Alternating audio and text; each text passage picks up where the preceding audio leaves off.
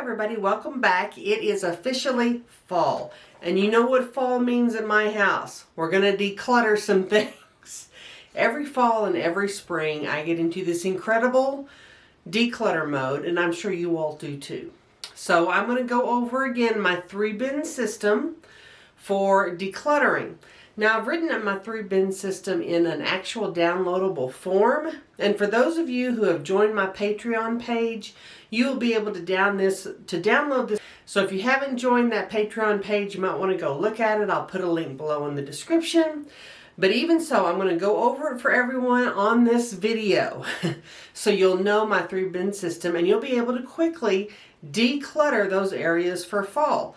One of the reasons I love decluttering right at fall is it's right before the holidays. And you know things are going to be a mess during the holidays.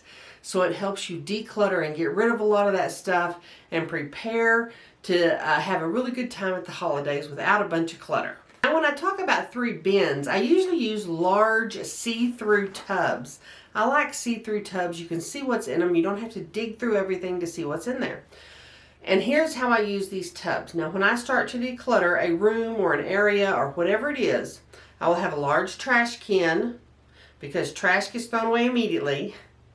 And I will have my 3 bins. And as I go through things, whether it's a shelf, whether it's a drawer, a closet, the room in general, I will decide what I'm going to keep. And what I'm going to keep goes back where it was. I will decide if it's trash. That immediately goes into the trash can. And these 3 bins are for everything else. Now, in the first of these bins are the things that you're going to give to family and close friends. These things might be heirlooms, keepsakes, things that you feel need to stay in the family or with very close friends. They're not really something that you would sell or donate at all, but yet they don't need to be in your house anymore. This might be things you're going to give to your children eventually anyway. Those sorts of things would go in bin number 1. Those are things you're going to keep within the family, but they're just not going to stay in your house anymore. Now, bin number 2 are things that you are either going to sell or donate. These are things that are in good working order. They're not broken. They're not anything like that. These things are in good working order. They're things that maybe are duplicates of things you already have. And this happens a lot as we, and I'm going to include myself here, as we age and we start to acquire things from other family members who have passed. You end up with duplicates of things, especially with dishes and keepsakes and collectibles. And those are the things that can be sold or donated to a charity. And a lot of times they're things that are nice, but they just don't really fit your lifestyle anymore. How many of you still have brass items from home interiors that you're not going to use again? Those are the types of things that you can either sell or donate. That is bin number 2. Now, bin number 3 is your reconsider bin. Those are the things that you're not quite sure of yet.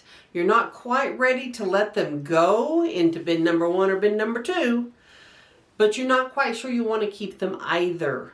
This bin is really, really important. If you do not have a bin for things that you are going to consider that you're not really sure about, you will get stuck. You will get stuck right there because you're not sure what to do with it, and you don't make any more progress decluttering because you get stuck. Having a bin that you can put those items into to reconsider later allows you to keep moving forward. And that is one of the key items when you are decluttering. You need to understand forward progress is so important. It is easy to get stuck. It is easy to get bogged down and mired down.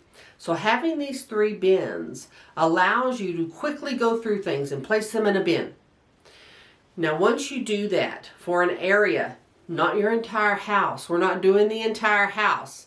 Do not get stuck in that mindset of, oh, I've got to wait till I do the entire house before I do something with these bins. Not true. In fact, you'll probably fill up these bins several times just in one room. Box them up and mark them. Sell, donate, family and friends, and reconsider. You can box up your reconsider items and move them to a garage or to a different area of your house. They're all together. You can go back through them later if you want and still reconsider them. And one of the things I talk to people when they're decluttering, I talk to them about this all the time. Decluttering isn't a one and done where you're going to go through, it's all going to be perfect, it's never going to be cluttered again, you're going to get rid of everything. No. There are going to be things you're not sure if you want to get rid of. You're not quite ready yet. Decluttering is a process of letting go. Letting go of maybe some of those old emotions that are attached to objects that really don't need to be attached.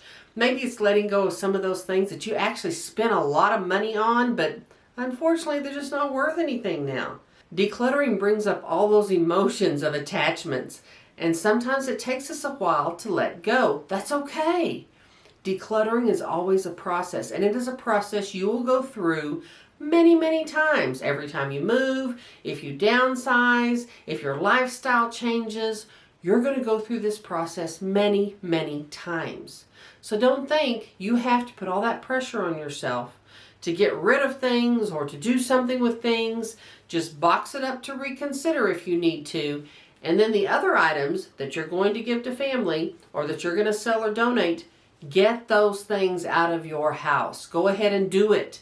Don't let them sit in a hallway or sit in an empty room and wait and wait and wait and you never do anything with them. Get them out of your house. That way you feel like you have accomplished something, and you have. You've actually accomplished what you set out to do, which was to declutter these items. And one of the things you will really want to do before you set up your bin for family and friends, you may assume people want stuff that they don't really want.